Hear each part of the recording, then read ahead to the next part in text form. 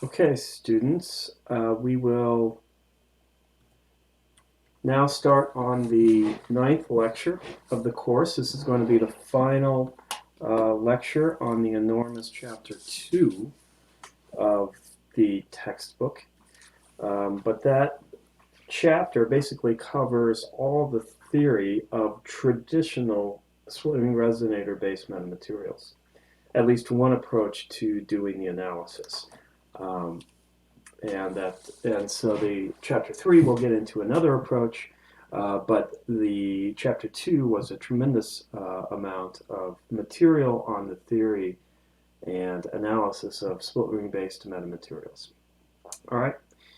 Um, in that chapter, so far, we have looked at how you make a material with negative permittivity.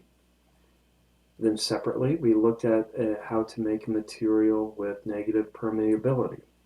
And now finally, we're going to, in this lecture, get to combining those two things together such that we now have negative permittivity and negative permeability in the same material. When you have such a thing, you have a negative index of refraction, or a backward wave propagation, which also means your k, wave vector, and your s, pointing vector, are in the opposite direction. And all the other properties, or most of them, normally associated with traditional metamaterials. So, all right. So SRR-based left-handed metamaterials. We now have to combine the structures that produce, okay, so exactly what I said, a negative epsilon with the structures that produce a negative mu. This is what David Smith did in his seminal work back, what, in 2000 or something. So Pendry had proposed a new structure that would produce a negative mu, and then Smith combined that with wires to create a negative material. So his team combined the work of Pendry and the split ring resonators with wires, all right? And the wires, of course, produce the negative epsilon, and the split ring resonators, as we've come to know, produced the negative mu. And so this is a sketch of Smith's experiment right here. Yep. Where he had a microwave testing setup, and he put in an input microwave beam. He had an output microwave beam, and then he had the split ring resonators. These were edge-coupled split ring resonators. All right, so the magnetic field is going to be pointing this way, and K is that way. So the electric field is coming out of in and out of the figure. All right. Okay, and so therefore the magnetic field excites the split ring resonator, and at resonance it produces a induced magnetic field that's opposite direction and stronger compared to the driving field, magnetic field. And then you have the wires themselves also that provide the negative permittivity. So you have both the negative permittivity and the negative permeability when you have this setup. And that's what he saw, and he experimentally demonstrated this, and it was the first physical demonstration of this concept of an engineered material with simultaneous negative mu, negative epsilon. So this was a one-dimensional SRR-based left-handed material. So the first left-handed metamaterial, was this 1D LHM left-handed material with EC SRRs and wires. It's said to be one-dimensional because it only exhibits negative epsilon and negative mu for particular plane wave polarization. All right, so it's the polarization I drew on that figure. So that's the only polarization in which it demonstrates or has negative epsilon and negative mu. So Smith tested the structure with and without the wires. All right, so without the wires, but with the SRRs, you will have a negative mu, but you don't have the negative epsilon from the wires. You have a positive epsilon. So you have a negative mu and positive epsilon. That makes k to be imaginary, which means that it's a stop band. The frequencies at which this occur, this and this, produces a stop band. All right. So he first did it without the wires, and he saw that it was a stop band, and then he put in the wires, while of course keeping the SRRs. Then you have both epsilon and mu that are negative, and so then the stop band becomes a pass band. And so that's what he sees right here. So figure 2.22 from the book shows that the dispersion curve for this structure with and without the wires. Without the wires, the dotted line, you see a positive phase. Oh, so this is just the transmission right here. All right. So transmission power dVm, and so the solid line is with only the SRRs present. So you see that you have a dip right here, and you have a stop band, as you would expect with only SRRs, because you have again the negative mu from the SRRs, but a positive epsilon. The dashed line in this is when you have both things present, namely the wires and the SRRs. The wires making the negative epsilon, the SRRs making the negative mu. The product of two negatives is a positive. Square root of the product is a real number, and so your k is a real number. This is then a pass band. And so the stop band turns into a pass band. So a beautiful demonstration. Not the only thing you need to demonstrate. You also have to show that your k is negative, that you don't have a phase advance, you have a phase delay. So without the wires, you will have a positive phase advance for all frequencies. With the wires, you should have a phase delay. So in this figure, so this stop band is right around this frequency range, from 4.6 to 5.3. So 4.6 to 5.3 right here. This is the frequency, this is a phase advance. So in all other frequency ranges from here to here and above here, you see you have a positive phase advance. All right. For the material, whether it has wires or no wires. Okay. But in the region where you have the stop band, the pass band, when you have both wires and the SRRs present, so right here, you will not see a positive phase advance. So you don't see a solid line. The solid lines are when you have both the SRR and the wires. You won't see a solid line in this region right here. In that region there. All right.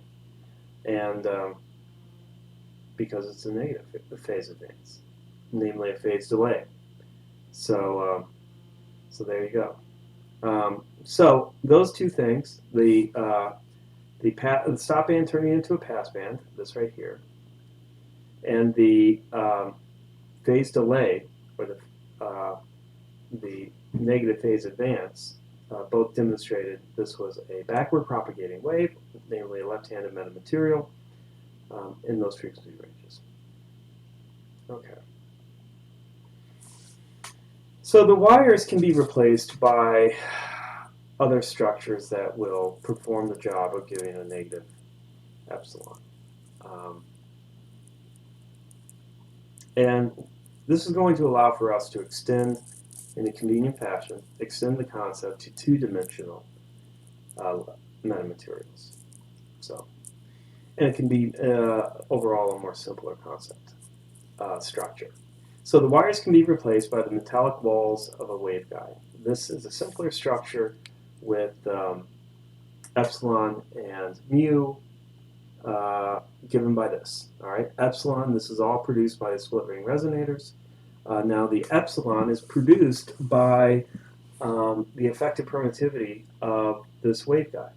All right, so you can get a negative epsilon if your omega is smaller than your omega c. So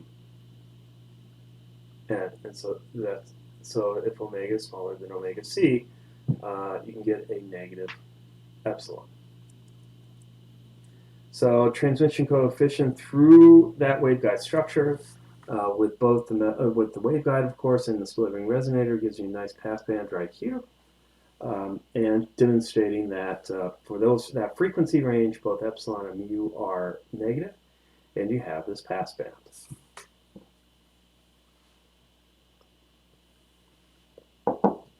So two-dimensional and three-dimensional SRR-based left-handed materials. So now we have to go and extend these concepts as best we can with the wires to 2 dimensions.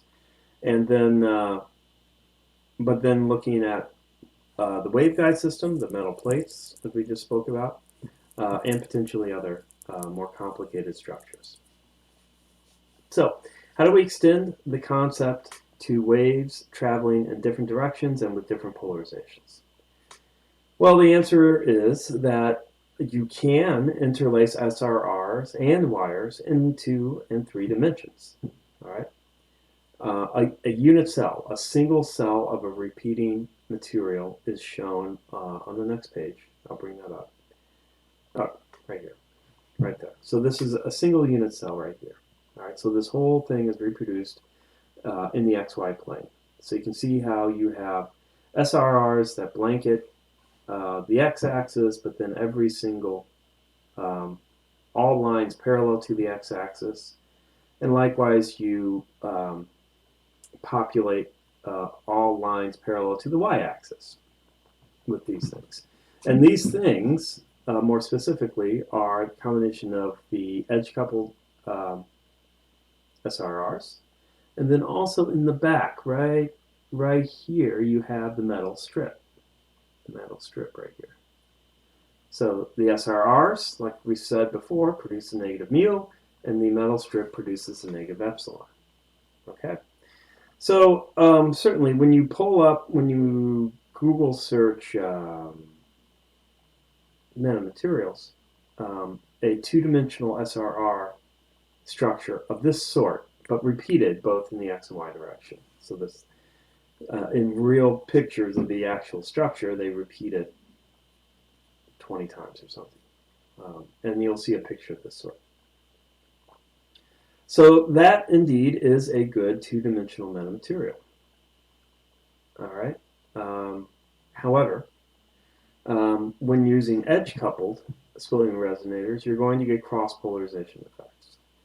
In the last lecture, or one of the last lectures, we learned that to eliminate cross-polarization effects, we can use broadside-coupled SRRs. All right. We can either do that with the metal strips, like in here, or we can do it with metal plates, as was what was done right here.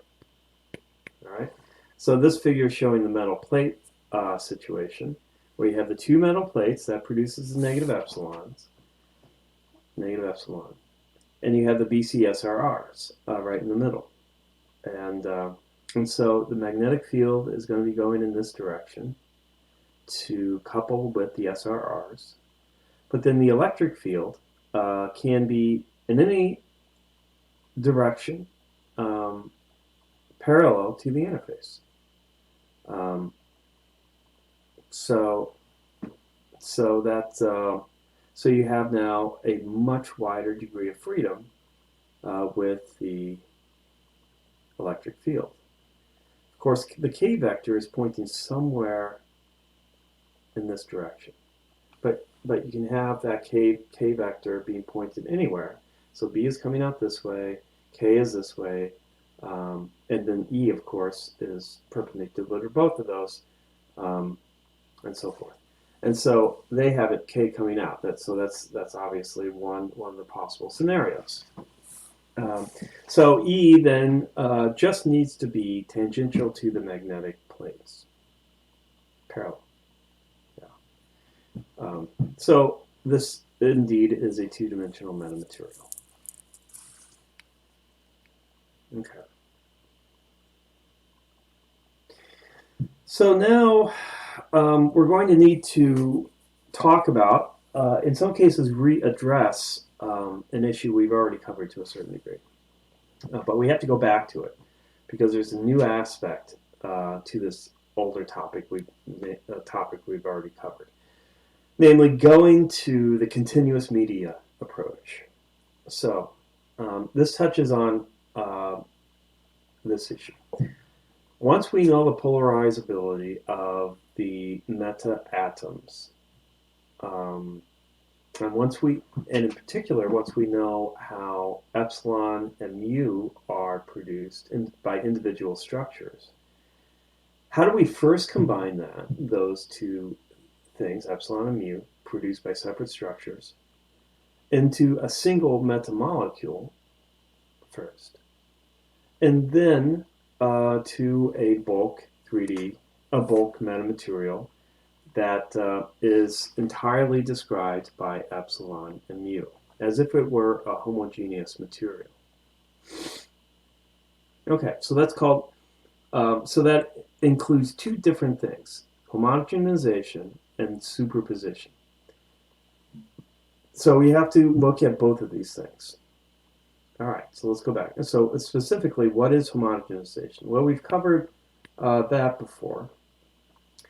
Homogenization is how we go from the polarizabilities, electric and magnetic polarizabilities of the molecules and extend that to susceptibilities and finally to epsilon and mu for the bulk material.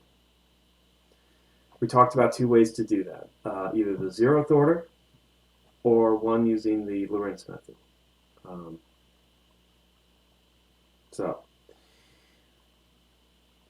But we have to go, this section introduces the new concept of going one step back and saying, okay, well, we had just kind of assumed that once we got epsilon from the metal wires and metal plates, that epsilon largely would be the epsilon of the complete metamaterial, or the metamolecule. That includes not only the wire or the plate, but also the SRR. And that's called superposition, where that assumption that the epsilon we get from the wires is the epsilon for the metamolecule. The mu we get from the SRR is the mu that we have for the metamolecule.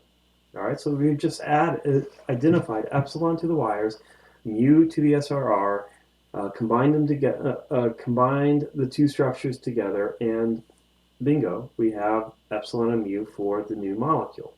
But you're making an assumption when you do that. You're assuming that those two things, when brought together, don't interfere with each other, and therefore you don't have the fields of the SRR canceling the effects of the wires such that you don't get the negative epsilon.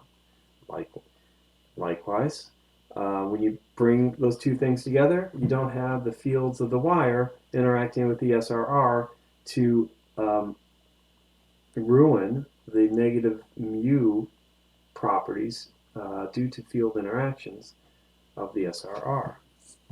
So we have to dig a little bit into that assumption and see when it's valid and see when it's not valid. So homogenization. Given the polarizabilities of the SRR and epsilon of the wires, how do you extend that to the bulk values for the susceptibilities and of the bulk, as well as epsilon and mu for the bulk material?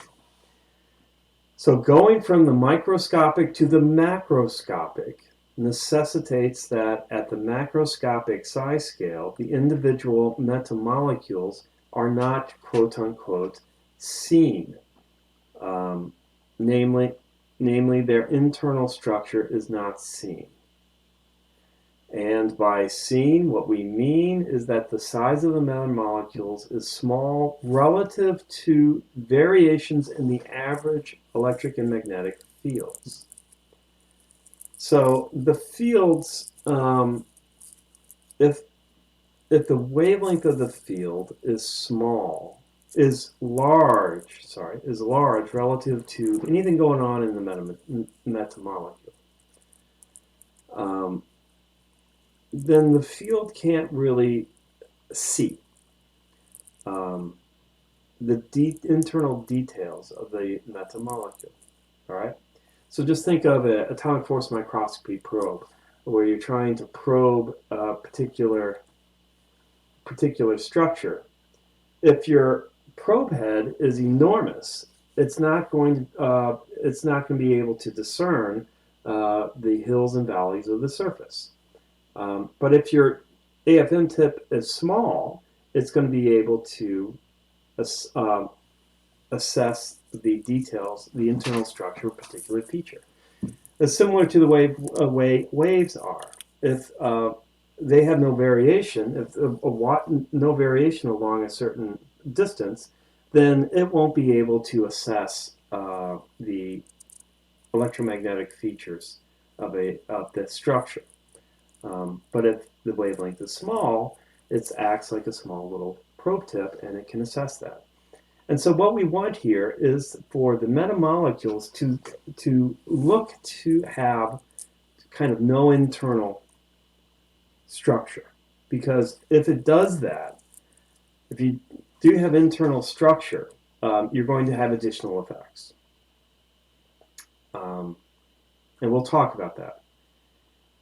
Those additional effects might actually be more compelling than the negative epsilon and negative mu that we're shooting for with these traditional metamaterials.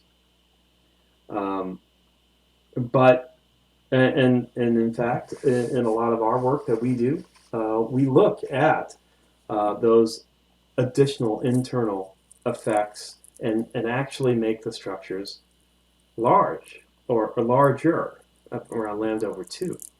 But if you want to treat the material with a as if it were a homogeneous material with a position-independent epsilon and mu, then the rule of thumb is that your metamolecules must have a size less than lambda over 2 over n, where n is your internal, is your index of refraction. You take the absolute magnitude. So that's the rule of thumb, all right? When that occurs, the metamaterial will look to be a single, the meta atom will be very small, and it will mimic the response in a particular way of a real material that's made up of atoms and molecules. In that, you can't see internal features in a chunk of glass. It looks, from your perspective, to be a nice homogeneous material. Now, of course, we know that light slows down in glass and all that, but that's because it has a position-independent index of refraction that's something like 1.43, 1.44 or something. Some go all the way up to 1.6. But it's a position-independent index of refraction, meaning that you can go anywhere and say right here is 1.6, right there is 1.6 for n, and so forth. If the silicon oxide molecules were much larger, then you'll say, okay, well, light, what's the index of refraction when the light with a very short wavelength is interacting with the oxygen atom, with the silicon atom? It's different. And even the concept of index of refraction becomes a little bit questionable. And so if the metamolecules are very small, then the material looks to be a homogeneous material. You can have a plane wave come in. It can refract. It can slow down, but it doesn't. It doesn't have any other effects, such as diffraction. So the light comes into a piece of glass. If it's a flat surface on either side, it may diffract internally just a bit, but it comes out with a nice, perfectly smooth phase front and continues on its way without any diffraction. All right.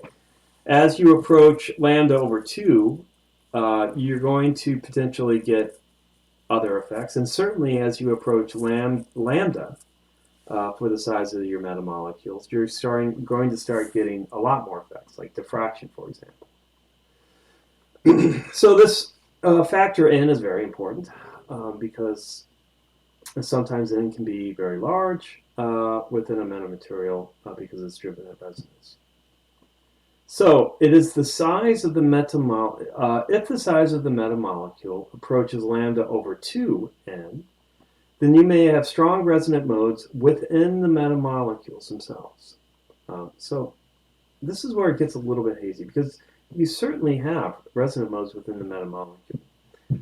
But you can have additional resonant modes within the metamolecules, especially if we go to all dielectric metamaterials, where we look at dielectric spheres and cylinders. And that's at the very end of chapter 2.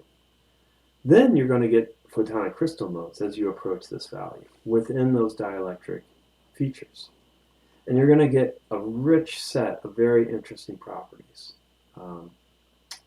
But properties that go well beyond the description of these metamaterials with the position-independent epsilon and mu.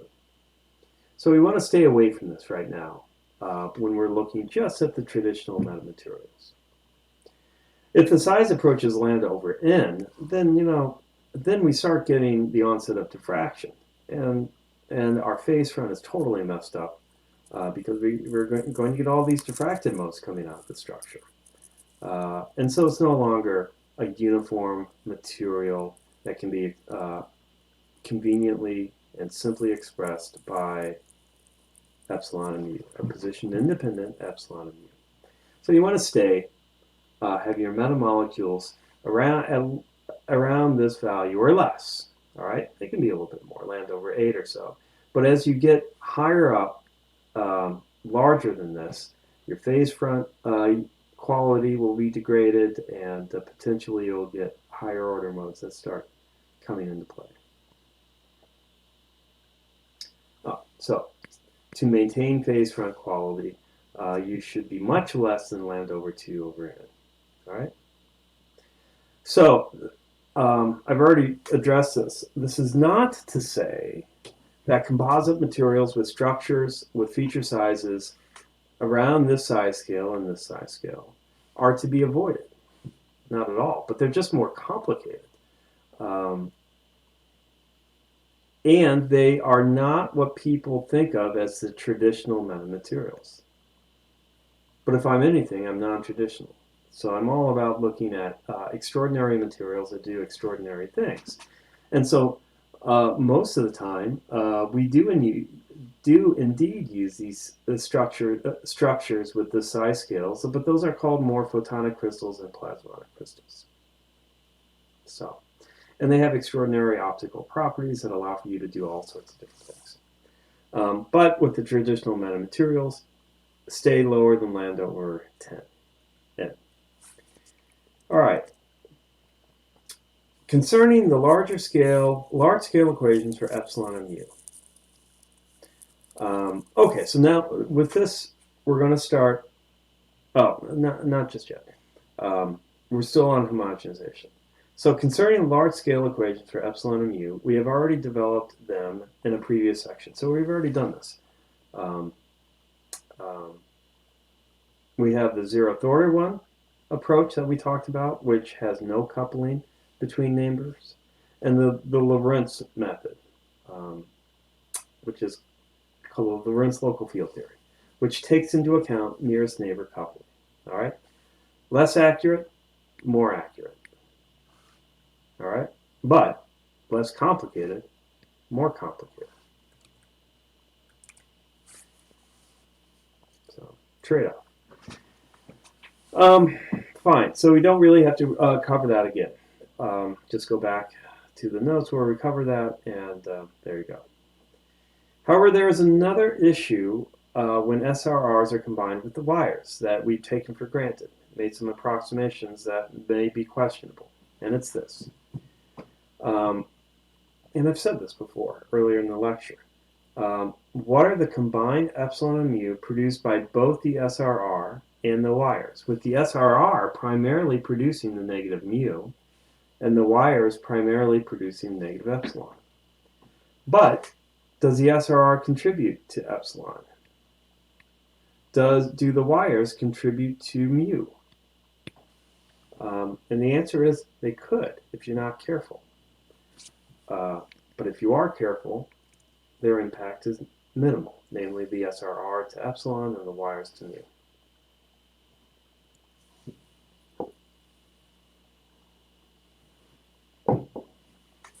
The superposition hypothesis, that's what this whole thing concerns, about how do you combine the effects of the SRR with the effects of the wires.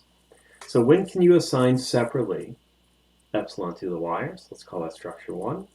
And mu to the SRRs. Let's call that structure 2.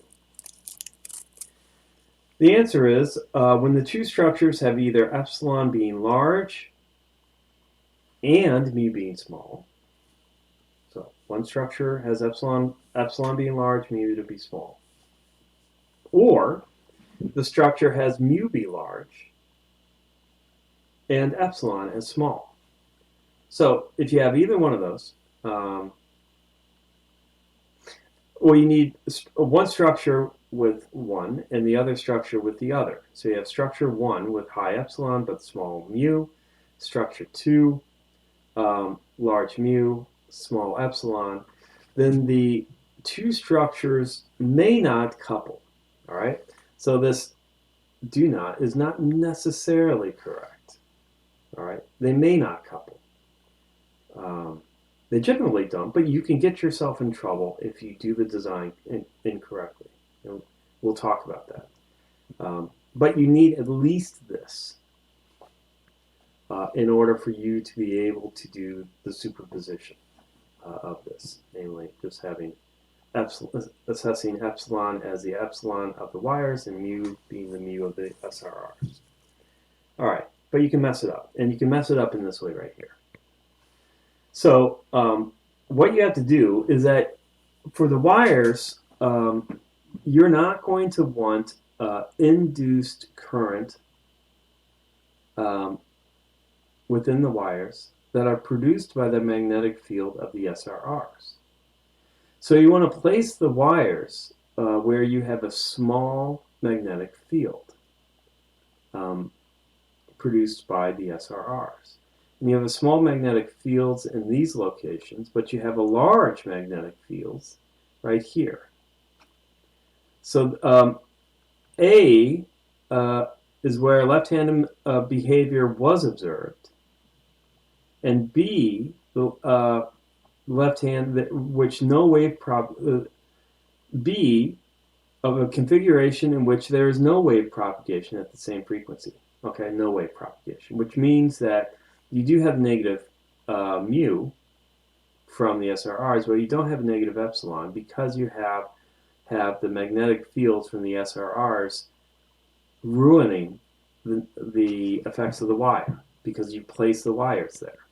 All right, you place the wires where there's a strong magnetic field. Here you place the wires where there's not a strong magnetic field. There. So in figure 2.28, structure A has the metal post at a position where the magnetic fields from the SRRs are minimized. Okay. Thus, you have negative mu from the SRRs and negative epsilon from the wires. All right. You don't mess up the effect of the wires, which is the negative epsilon. In structure B, the magnetic field produced by the SRRs are strong at the positions of the metal posts. This disrupts the post's response to the electric field. Thus, care must be taken when designing the composite material. Okay.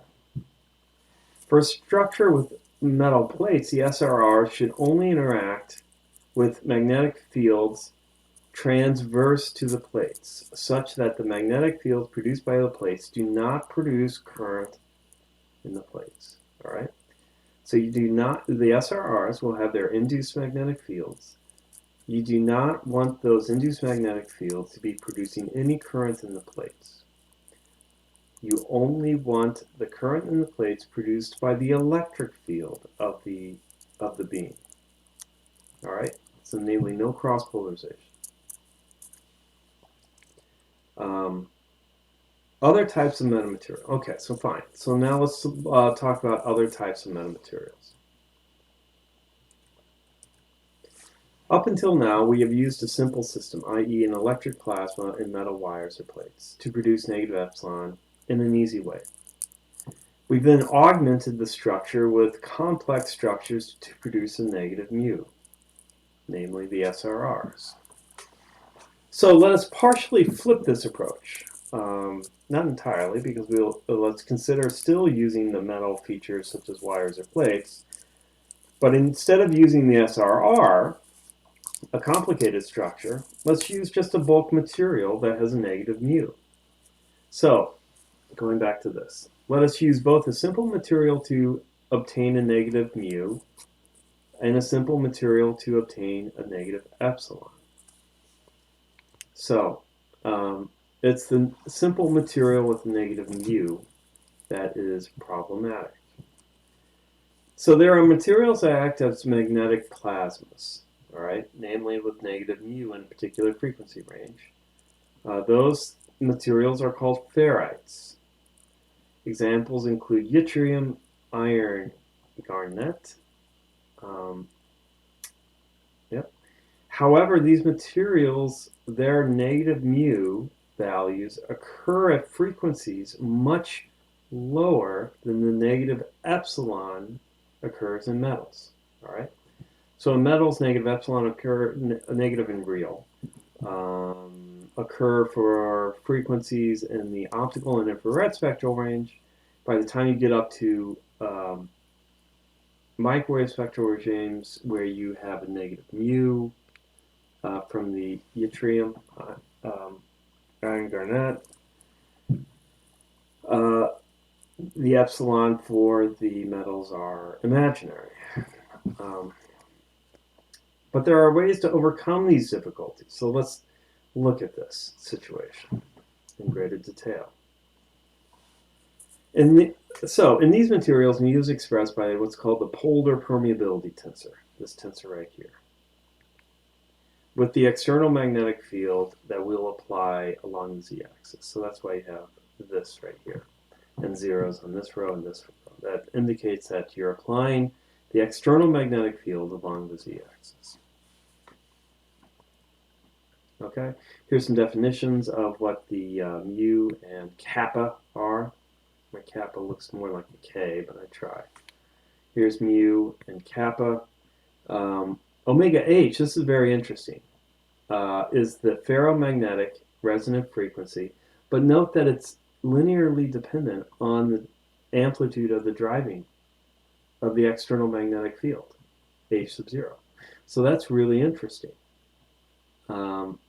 So that your mu is going to be a function of the external magnetic field. So that right there opens up a wealth of really interesting device ideas that you can come up with these types of materials. All right, so we'll get back to that. Omega m is equal to 4 pi gamma times ms, where ms is the saturation magnetization, just a value, and gamma is the gyromagnetic ratio, again, just a value. All right, for a particular material.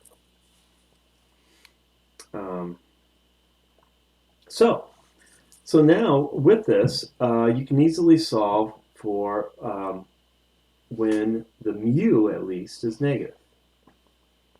So you can easily solve for the range in which this mu value, which is not the entire thing because this whole thing's a tensor, but it is along two of the diagonals. I mean along two of the elements within the diagonal. Mu right there. So and easy to do this, and you find that it's negative between omega h and the square root of omega h times omega h plus omega m. All right.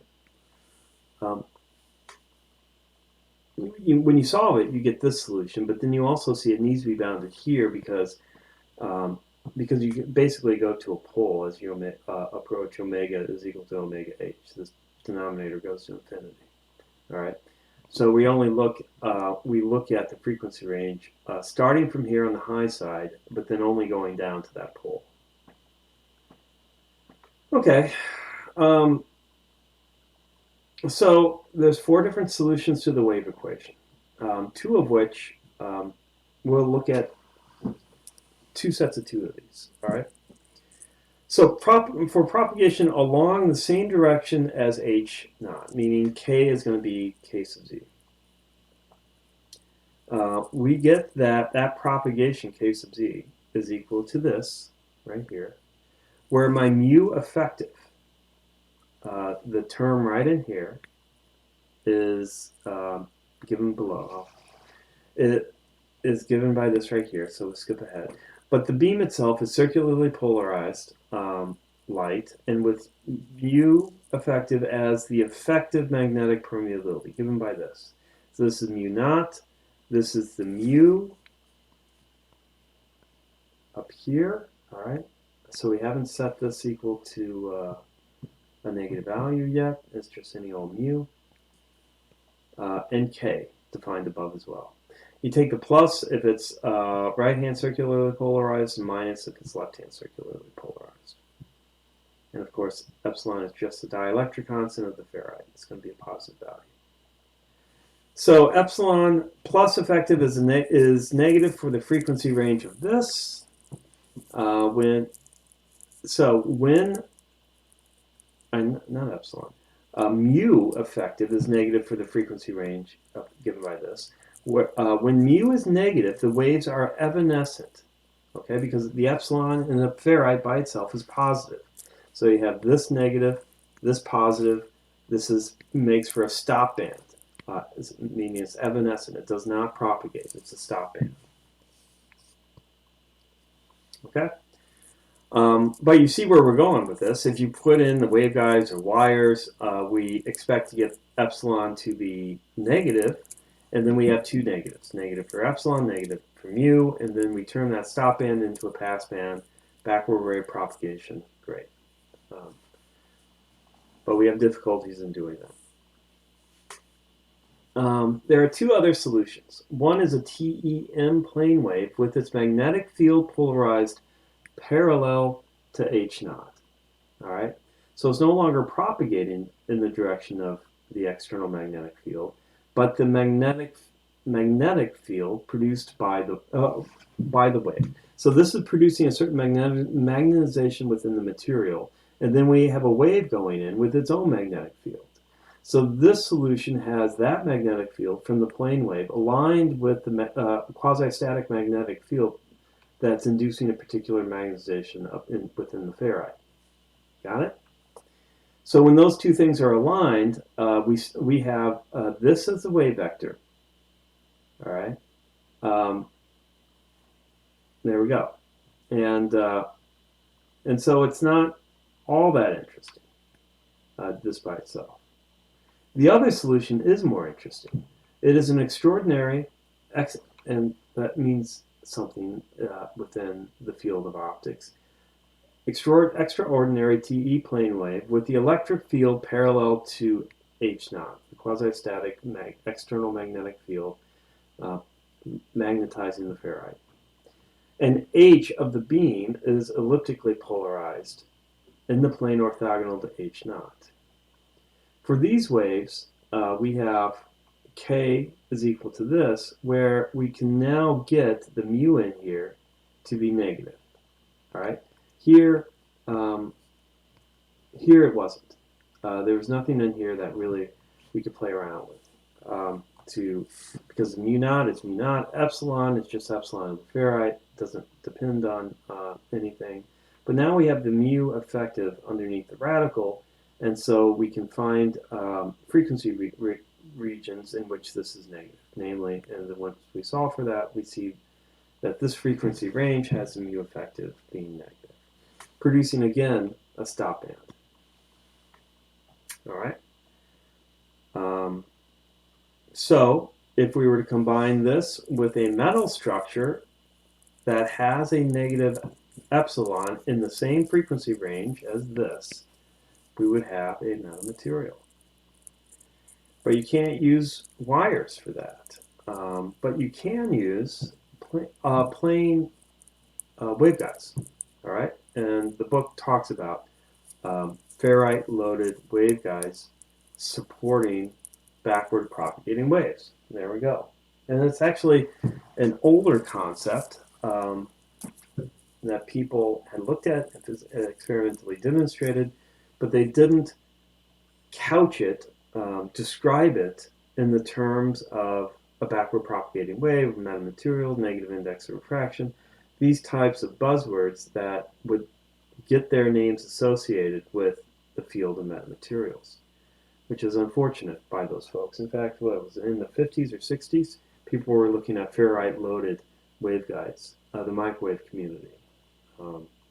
So really, they deserve a lot of credit for the birth of the field of metamaterials. So, magnetic surface waves. Let's go into those, tied to what we've been talking about. So far, none of the waves we have looked at in ferrite are backward propagating. Okay, let's look at the wave equation we get with mu given by the Holder tensor. So we take that mu, put it into Maxwell's equations or the wave equations. We do some simplification, and then we apply it. We apply it near, but not at, current sources, and at size scales much smaller than the wavelength. Okay, so this is quasi-static, quasi-magnetostatic. All right. With no sources, we can say this right here, and then we get the wave equation, this satisfying this equation. So the materials is uniaxial with mu perpendicular is equal to mu naught mu, which we've already defined that, and mu parallel is equal to mu naught. Okay. Thus, we have mu perpendicular is this right there, which we've had before. So we know when that mu is negative, it's this frequency range, fine, and so forth. So at the boundaries between a ferrite and a metal, or between a ferrite and air, you can get very interesting waves, very similar to surface plasmons, but they're magnetic in nature. And they're called magnetostatic surface waves, MSSWs. Those can be supported by this boundary between a ferrite and a metal or a ferrite and air. These are unidirectional waves that propagate in the direction determined by your external magnetic field, magnetizing the ferrite, and the unit normal defining the interface. So that's interesting. You can, by changing the direction of H, you can cause this magnetostatic surface wave to propagate in particular directions. So interesting thing. That by itself doesn't make it a backward propagating wave. All right, and these waves exist in this frequency range right here. And they can, under certain circumstances, I'm going to leave it for a homework or a project, I have to decide. These surface waves can be backward propagating, just like surface plasmons can be backward propagating as well. Complicated types of surface plasmons, not just on minorly perturbed flat surfaces. They have to be much more complex surfaces that surface plasmons are on before they are backward propagated. So, two situations. These MSSWs under certain situations and the RCP waves in a ferrite loaded into a waveguide. So ferrite-loaded waveguides, as I said before. The ferrite produces negative mu. The waveguide walls produce negative epsilon. You combine the two in a careful way, and you can get backward propagating waves. So another interesting thing is say, okay, so we know that metals don't have a negative epsilon. So the metal wires, for example, don't have a negative epsilon in the same frequency range as the negative mu of the SRRs, or the ferrites, sorry, of the ferrites. So instead of metal wires, why don't we use superconductors? All right. Okay. let's go back just for a second. So we cannot just replace the SRRs in the SRR wire structure with a ferrite and expect to achieve a left-handed material. This is because the negative epsilon in the metal is achieved at much higher frequencies than the negative mu in the ferrites. Okay. Epsilon becomes imaginary at microwave frequencies due to the fact that the electrons are moving much longer distances in response to a microwave than it does in response to an optical beam. All right. Much larger distances such that it gives them a much higher probability of 1, that they're going to be scattering off things. And those things include a wide range of different things. Other electrons, defects in the metal, grain boundaries, all these sorts of things that makes it such that their velocity is what's linearly dependent on the electric field. As opposed to at the optical frequencies in metals, it's the acceleration that's linearly dependent on the E field. For the optical waves, it's this property that produces the negative but real epsilon. Whereas in microwaves, it's this property that produces the imaginary value for epsilon. All right. So when you don't have many collisions, when you don't give the electrons time to collide or to scatter, you get this. And when you do give it time to scatter, you get this. But we want this right here. So how do we minimize the scattering of the electrons? The answer is have a material in which the electrons move perfectly. That material is a superconductor. Is a superconductor. Okay. So I've already explained this. This is due to the scattering of the electrons off impurities and grain boundaries and all sorts of different things. Namely, it has a finite conductivity. Thus, if we can eliminate the scattering, we can achieve a negative and real value for epsilon, even at microwave frequencies. Thus, use superconductors. Okay, this is a good idea, but it is very difficult to implement in a practical way. It's great for a PhD thesis, but I've yet to see a practical device that uses a metamaterial device that implements superconductors within it. But that's not to say that it won't occur. I think a lot of research should be done to develop practical techniques to fabricate superconductors and integrate them with other materials to make a metamaterial structure. Right? This would be a lot more promising if there are room temperature superconductors. Then this approach would be extraordinary. So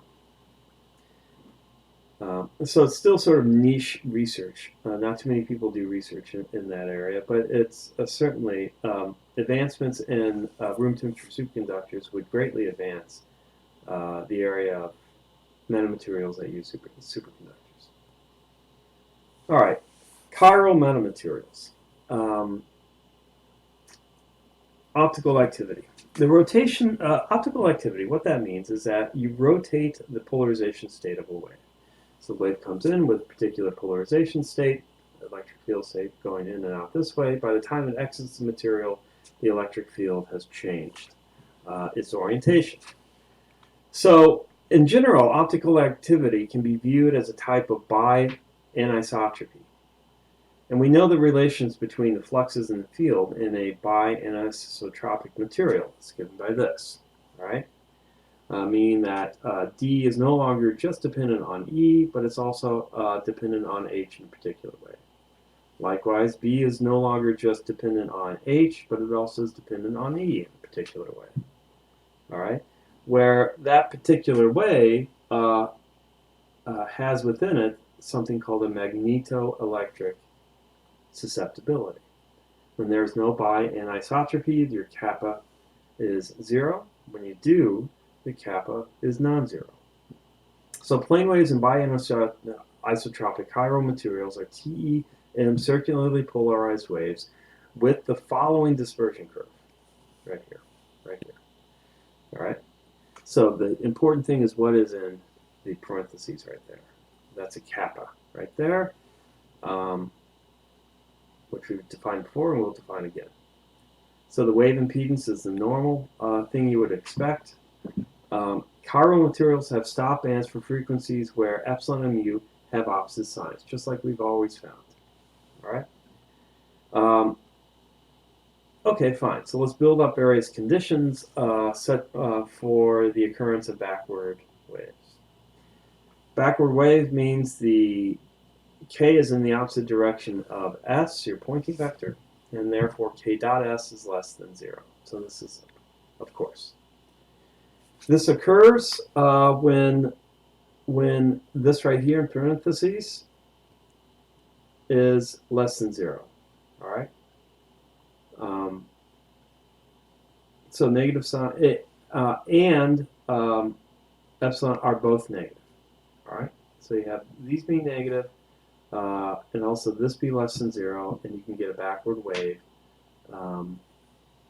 in this optically active chiral material. All right. So with that being kappa. So when you have a bi-anisotropic material, a chiral material, therefore with a non-zero kappa, your condition for a backward propagating wave has within it that not only does this have to be less than 0, which it would be if kappa is 0 in a regular material, metamaterial, but in bi-anisotropic you have to have this whole thing on the left-hand side being less than 0.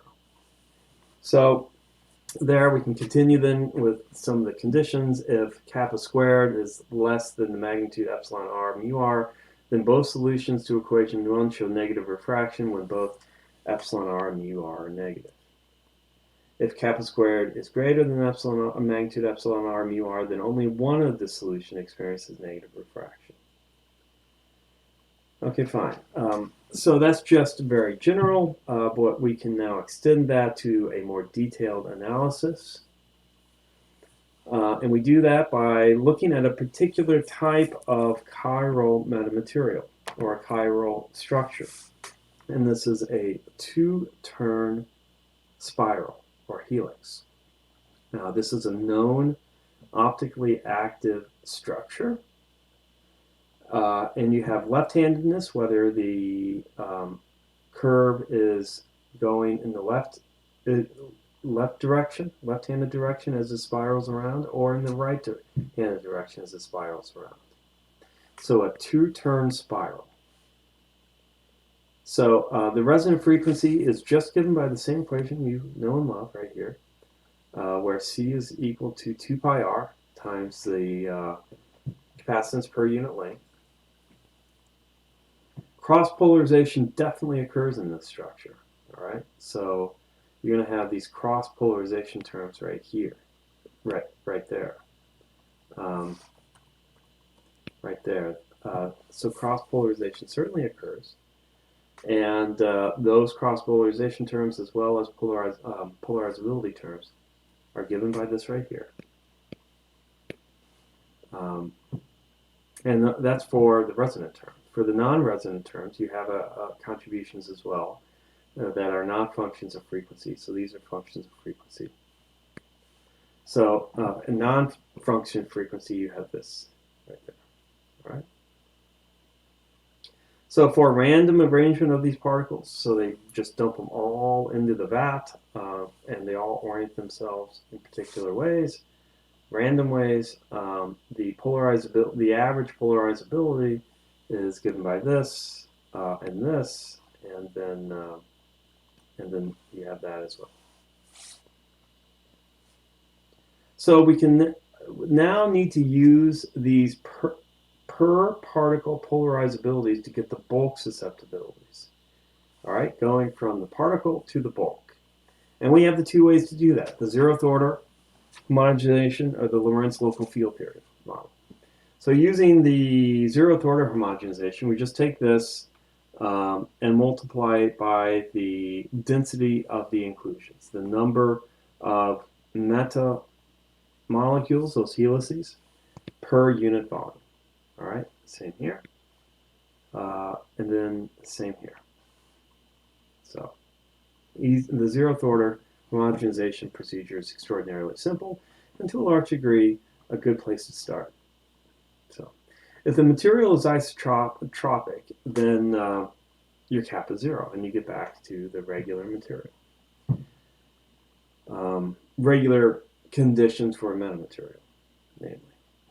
These susceptibilities can be expressed, susceptibilities right here and here can be expressed in resonant and non-resonant terms. This is non-resonant and resonant. In this way, you just simply take out what has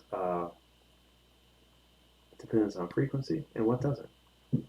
What does is a resonant term, called a resonant term. What doesn't is a non-resonant term. So we have some conditions. We see that, lo and behold, that this seems to hold. That's interesting and nice and useful, as it turns out. At resonance, this term is much larger than this term. So this condition here can be expressed like this then, because we basically say the complete chi is equal to this portion here at resonance because it's so large. So this R here disappears right there. All right. So, and then the forbidden bands are minimized when we have this condition. All right. So when we have that condition, the forbidden bands are minimized in that condition. And so if this holds right here, and each one of these, we can say this, then chi E is equal to chi M is equal to absolute magnitude of kappa. All right. So when we apply this condition to the polarizabilities, we get these relations right here, and we get this. So if these two chi's are less than minus 0.5, then the forbidden band is minimized, and backward propagating waves occur. So that's for chiral materials, one in which bi-anisotropy happens, namely there's optical activity. So you have this non-zero kappa that talks about the cross-polarization terms, or that makes them non-zero. And they experience backward wave propagation. So backward wave propagation happens within chiral materials, within ferrite materials, ferrite-loaded waveguides, and the SRR wire structures, whether those SRRs are EC-SRRs or BC-SRRs. And so this lecture was all about combining those two structures. Structure A that produces a negative epsilon, structure B that produces a negative mu, looking at a variety of materials that can serve as structure A and serve as structure B, figuring out how to combine them so that they maintain their negative epsilon and negative mu, and so forth. So, great. That makes for a good lecture and the finishing of chapter 2. Take care, students. Have a nice day.